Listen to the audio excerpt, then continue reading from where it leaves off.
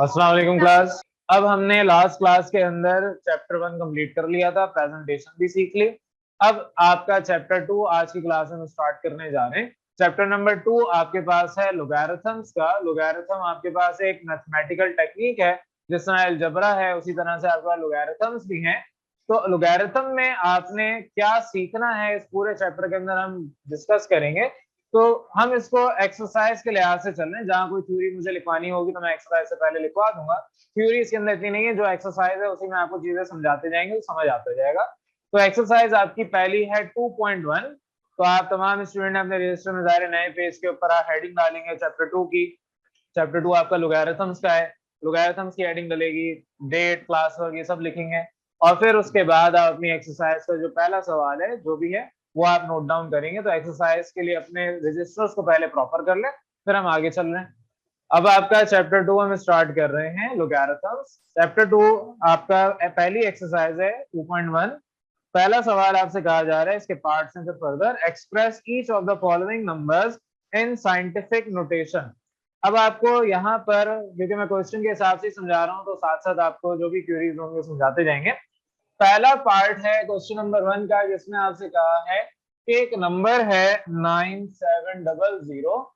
इसको आपने कन्वर्ट करना है into scientific notation. Scientific notation और ये इसमें फर्क क्या है? ये आपके पास जो सिंपल स्टैंडर्ड नोटेशन इसको हम कहते हैं, तो इसको ऑर्डिनरी नोटेशन या स्टैंडर्ड नोटेशन को कन्वर्ट करना है साइंटिफिक नोटेशन के अंदर, साइंटिफिक फॉर्म के अंदर। तो आपने ब्लू पेन से, जाहिर है इसमें कोई सोल्यूशन नहीं है, डायरेक्ट आंसर है, तो आपने ब्लू पेन से यहाँ पर लिखना है साइंटिफिक नोटेशन। क्योंकि आपसे कहा था कि इसको कन्वर्ट करना है साइंटिफिक नोटेशन के अंदर। तो इसकी साइंटिफिक नोटेशन क्या होगी? आपको साइंटिफिक नोटेशन मालूम करने के लिए तरीकेकार क्या होता है कि जो भी नंबर है अगर उसमें पॉइंट कहीं पे नजर आ रहा है तो वेल एंड गुड। अगर कहीं नजर नहीं आ रहा, फॉर एग्जांपल 9700 मेरे पास नंबर है, इसका पॉइंट कहीं पे भी नहीं नजर आ रहा, तो इसका मतलब कि पॉइंट आखिर में होगा। और आखिर के आप पॉइंट लगाने के बाद एक जीरो अपनी तरफ से ऐड कर दें ताकि आपको आइडेंटिफाई करना आसान हो कि पॉइंट कहां पर है। अब इसको साइंटिफिक नोटेशन में करने का तरीका क्या है? फॉर एग्जांपल एक नंबर है 0 पॉइंट, या आगे चल के बल्कि इसको डिस्कस करते हैं, पहले इसकी बात कर लेते हैं। अब इसको मुझे कन्वर्ट करना है साइंटिफिक नोटेशन। साइंटिफिक नोटेशन करने का तरीका ये है कि आप इसको exponent 10 raise to the power लिखेंगे।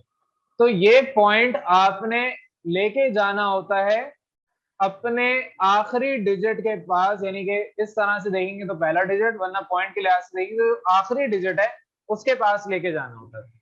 ये पॉइंट आप लिखेंगे 9.700 इस तरीके से।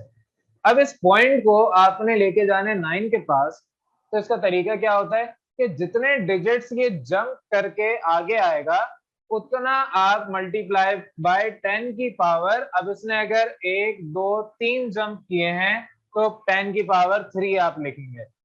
दोबारा इसको रिपीट कर रहा हूं, आपके पास ये पॉइंट यहां पर जंप कर रहा है, तो जितने डिजिट्स ये जंप करेगा, ये पहला डिजिट है, ये दूसरा है और ये तीसरा है, तो इसने 3 डिजिट्स जंप किए हैं, यहां से ये 9 के पास आया। 9 से आगे नहीं लेके जाएंगे क्योंकि 9 के आगे कोई डिजिट नहीं है।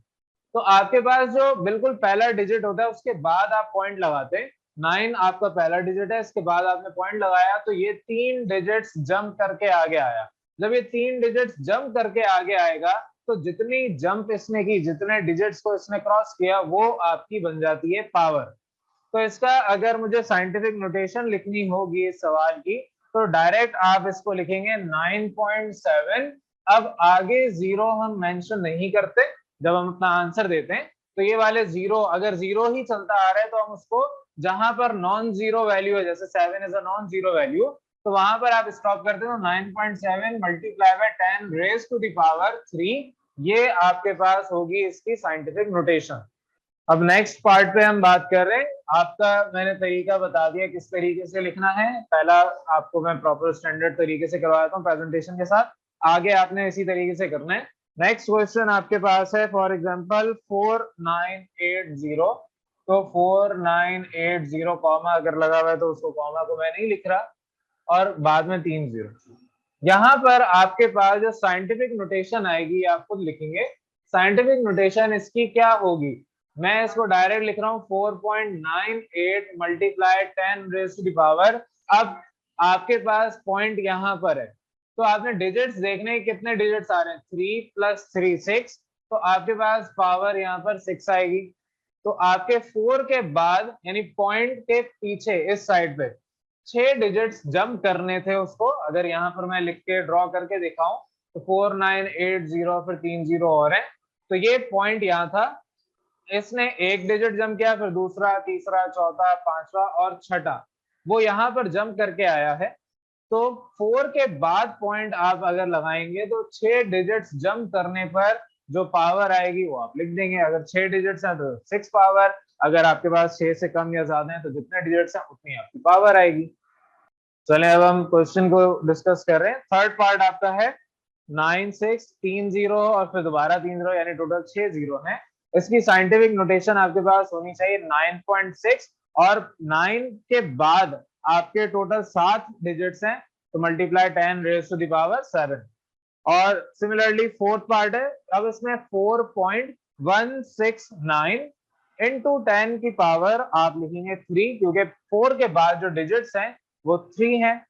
तो यहाँ पर इस तरीके से फिफ्थ पार्ट आपका होमवर्क है, उसमें भी आपने ये करना है 8.4 into 10 raise to the power. आपके पास 4 डिजिट्स हैं 8 के बाद, तो पावर आपकी 4 आएगी। तो जितने डिजिट्स हैं उतनी पावर आप ऊपर लिख देते हैं। ये स्टैंडर्ड नोटेशन को कन्वर्ट करने का तरीका है साइंटिफिक नोटेशन में। यहां तक तो हमने बात की जब आपके पास यहाँ पर 0 के बाद, यानी कि यहाँ पर आपके पास पॉइंट से पहले 0 और नॉन 0 सब थे। लेकिन अब हम अपने नेक्स्ट क्वेश्चन है क्वेश्चन नंबर 6, उस पर बात अगर करें तो 6 पार्ट में आपके पास पॉइंट के बाद भी 0 आ रहा है।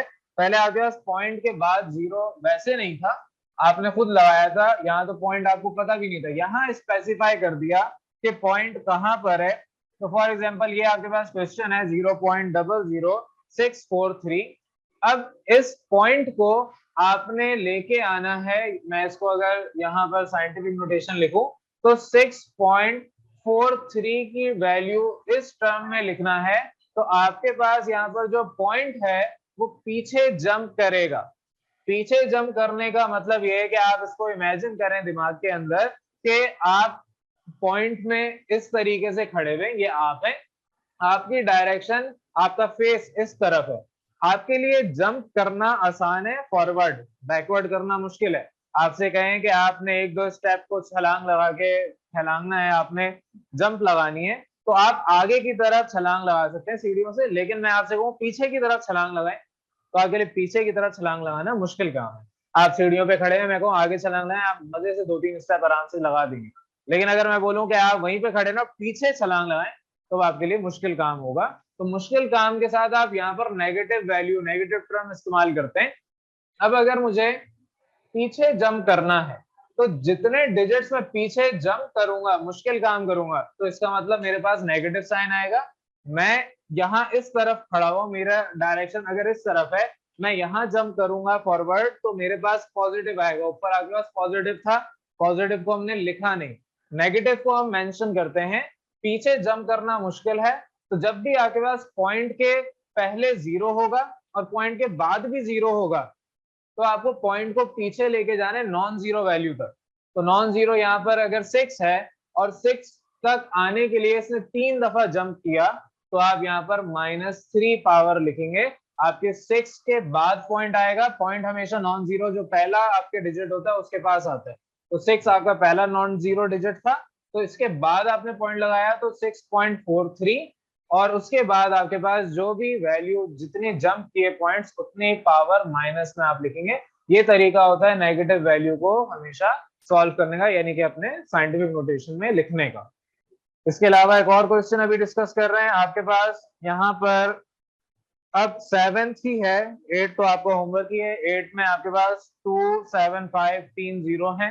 तो आप जब इसको कन्वर्ट करेंगे तो जिस तरह ऊपर सीखा आपने, आप पॉइंट पीछे लेके आएंगे, तो आपके पास 2 के बाद 5 डिजिट्स हैं, तो 2.75, 0 नहीं लिखेंगे, into 10 raise to the power 5 आएगा। 7th पार्ट आपका मैं यहाँ पर जल्दी से डिस्कस कर रहा हूँ रफली। आपके पास 0.0074 ये आपके पास है 7.4, इसको आप लिखेंगे मल्टीप्लाई बाय 10 की पावर आप इसको -3 लिखेंगे। फॉर एग्जाम्पल मैं अपनी तरफ से एक आपको वैल्यू दे रहा हूँ 0.1234 5 0 है, फिर 972 फॉर एग्जाम्पल है। तो इसकी जब आप साइंटिफिक नोटेशन लिखेंगे 9.72 multiply 10 raise to the power, तो इसने 1 2 3 4 5 6 डिजिट्स को जंप किया है, तो पावर आप लिखेंगे इसकी -6। इस तरीके से आपने कन्वर्ट करना होता है अपने ऑर्डिनरी या स्टैंडर्ड नोटेशन को इनटू साइंटिफिक नोटेशन। अब आपकी जो किताब है उसके अंदर आपके, क्योंकि यहाँ पे मैंने नंबरिंग अपनी तरफ से लिखी है, आपकी किताब के अंदर टोटल 10 पार्ट हैं, लेकिन उसके अंदर आपके पास क्वेश्चन नंबर 6 और 7 एक ही है, रिपीट हो गया। आपके पास 8 और 9 एक ही है, रिपीट हो गया। तो जाहिर है आप उसको एक दफा करेंगे। अपनी नंबरिंग आप सही कर लें बजाय किताब की नंबरिंग को फॉलो करने, क्योंकि किताब की नंबरिंग जो भी है फाइनल एग्जाम में तो उस नंबरिंग पे नहीं आना, आपसे उस नंबरिंग पे तो नहीं पूछा जाएगा कि फला एक्सरसाइज का क्वेश्चन नंबर ये था, चले अब उसका आंसर दें। आपसे ये तो नहीं, आपको क्वेश्चन दिया जाएगा। जो क्वेश्चन आपके पास है उसको आपने अपने नंबर से जो भी करेक्शन है करेक्शन करके सॉल्व करना है। तो आगे किताब के अंदर आगे जैसे जैसे पढ़ते जाएंगे आपको बहुत ज्यादा गलतियां मिलेंगी। तो क्लास में कोई ये ना बोले कि किताब में तो ये है आप क्या करवा रहे हैं, तो बेटा आप अपना थोड़ा सा दिमाग इस्तेमाल करें। किताब के अंदर अगर एरर है तो उस एरर को करेक्ट कर लें, जहां पे करेक्शन करवानी होगी वो मैं साथ साथ बताता भी रहूंगा। चले हम अपने क्वेश्चन नंबर 2 पे आ जाएं। क्वेश्चन नंबर 2 में आपसे कहा है express the following numbers in ordinary notation, जिसको आप स्टैंडर्ड नोटेशन भी कह सकते हैं। हम स्टैंडर्ड नोटेशन आगे इस्तेमाल करेंगे। आपको यहाँ पर सारे के सारे साइंटिफिक नोटेशन में क्वेश्चंस गिवन है, आपने इसको कन्वर्ट करना है इनटू स्टैंडर्ड या ऑर्डिनरी नोटेशन। तो पहला सवाल आपके पास गिवन है, आपने फर्स्ट क्वेश्चन है 7 × 10 रेज टू द पावर 4। अब इसको कन्वर्ट करना है इन स्टैंडर्ड नोटेशन। तो स्टैंडर्ड नोटेशन पे सॉल्व करने के लिए आपके पास तरीका वही है, आप यहाँ पर लिखेंगे स्टैंडर्ड नोटेशन। तो स्टैंडर्ड नोटेशन आपके पास जो काम आपने अभी सीखा उसी काम को उलट कर दें। आपने सीखा कि पॉइंट से पीछे की तरफ जाएंगे तो आपके पास पावर 4 आएगी। अब पावर 4 है उसी को उल्टा करना शुरू कर दें कि आपके पास यहाँ पर अगर 4 0 होते और फिर पॉइंट होता तो आपके पास ये चीज वापस ऊपर वाली आ सकती थी। अभी जो हमने सीखा है कि आपका पॉइंट, मैं अगर उसको वैसे ही कन्वर्ट करना चाहूं तो 1 2 3 4 डिजिट्स जंप करेगा तो आपके पास ये वाली एक्सप्रेशन आ जाएगी। तो क्योंकि हम पॉइंट के आगे या पॉइंट भी मेंशन नहीं करते, इसको स्टैंडर्ड नोटेशन में लिखने का मकसद ये है कि अगर आपके पास पावर पॉजिटिव में है तो पॉइंट को हमें मेंशन ना करना पड़े। तो आपके पास यहाँ पर पावर 4 है या कुछ भी होती तो आपने क्या करना है, जब आप साइंटिफिक नोटेशन से कन्वर्ट करेंगे स्टैंडर्ड नोटेशन के अंदर, तो आपका जो पॉइंट है अगर कहीं मेंशन नहीं है, इसका मतलब यहां से वो स्टार्ट होगा पहले डिजिट के बाद से। तो पहले डिजिट के बाद से आपने जितनी पावर है उतने जीरो अपने लगाने, क्योंकि अगर यहाँ पर हमारे पास कोई नॉन जीरो वैल्यू होती तो वो जंप कर जाता पॉइंट उसके ऊपर। लेकिन अगर यहाँ पर कुछ भी नहीं है तो उसकी जगह हम जीरो लिखते चले जाएंगे। तो आपके पास अगर पावर 4 है तो 7 के बाद आप 4 0 लगाएंगे। ये तरीका होगा आपका स्टैंडर्ड नोटेशन को लिखने का। चले अब इसी तरीके से नेक्स्ट पार्ट के ऊपर अब हम बात कर रहे हैं। नेक्स्ट पार्ट में स्टैंडर्ड आपका जो है उसको प्रोसीजर फॉलो नहीं कर रहा है, एक ही मार्कर से करवा रहा हूँ। आपके नेक्स्ट पार्ट में अब थोड़ा सा डिफरेंट क्वेश्चन है 8.072 10 रेज टू पावर -10। अब यहाँ पर आपको जो अभी सीखा माइनस वाला कॉन्सेप्ट उसको समझना है। एक चीज ध्यान में बिठा लें, अगर पॉजिटिव पावर है तो डिजिट के राइट हैंड साइड पे जीरो लगाते जाएंगे, और अगर नेगेटिव पावर है तो डिजिट के लेफ्ट हैंड साइड पे जीरो लगाते जाएंगे। तो आपके पास यहाँ पर जो भी साइंटिफिक नोटेशन आएगी आपने 10 जीरो पीछे करने हैं, यानी 10 जंप दोबारा पीछे की करवानी है। तो 0 पॉइंट अब आपने, क्योंकि पावर -10 है एक डिजिट ये भी होगा, तो इस डिजिट को मिला के आपने -10 को काउंट करना है। तो इसका मतलब ये -10 में एक हटा दें, अगर -9 9 डिजिट्स आपने लिखने। इसको मैं अभी प्रॉपर दोबारा समझाता हूं। तो आप 9 0 लगाएंगे और फिर आप अपनी जो भी वैल्यू है 8072 इसको लिखेंगे। अब दोबारा इसको समझे, पावर थी -10, आपने दिमाग में ये चेक करना है कि जो आपकी स्टैंडर्ड नोटेशन होगी उसको अगर मैं वापस कन्वर्ट करूं साइंटिफिक नोटेशन में क्या एग्जैक्ट वही वैल्यू आएगी या नहीं। अगर मैं 0 को वापस 8 के पास लेके जाऊं तो 1 2 3 4 5 6 7 8 9 और 10। 8 के बाद आप अगर यहाँ पर डिजिट लगाएंगे, पॉइंट अपना लगाएंगे, तो आपके पास टोटल डिजिट्स 10 होंगे। काउंट चाहे तो कर लें, 3 + 3 + 3 9 और ये 8 10। तो आपके पास यहाँ पावर भी 10 थी। तो दोनों आपकी चीजें प्रूव हो गई कि स्टैंडर्ड नोटेशन को अगर आपने साइंटिफिक नोटेशन में कन्वर्ट करना है तो डिजिट यहाँ पर जो पॉइंट है, डिजिट्स अपने जम करवाएं। 10 डिजिट्स जम करवाएंगे तो पावर -10 आ जाएगी। इसी -10 को दूसरे तरीके से पढ़ने का तरीका क्या है कि आपने यहाँ पर जो पॉइंट है 8.072, इस पॉइंट को पीछे लेके जाना है, लेफ्ट साइड पे लेके जाना है। माइनस जब भी पावर होगी इसका मतलब 0 लेफ्ट साइड पे लगाने, प्लस में पावर होगी इसका मतलब 0 आपने राइट साइड पे लगाने। तो लेफ्ट साइड पे 0 कितने लगाने, इस डिजिट को मिला के 10। तो 0 आपके पास 9 अगर लगाए जाए और ये डिजिट मिलाएं तो वैल्यू 10 आती है। तो इसका मतलब पॉइंट के बाद आपके 9 0 होंगे और उसके बाद आपका जो डिजिट आएगा that will be the 10th digit. तो आपकी इस तरीके से वैल्यू प्रूव हो जाएगी।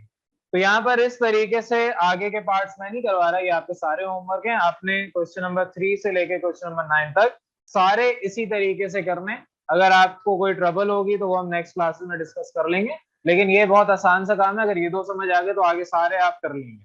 क्लियर है यहाँ तक?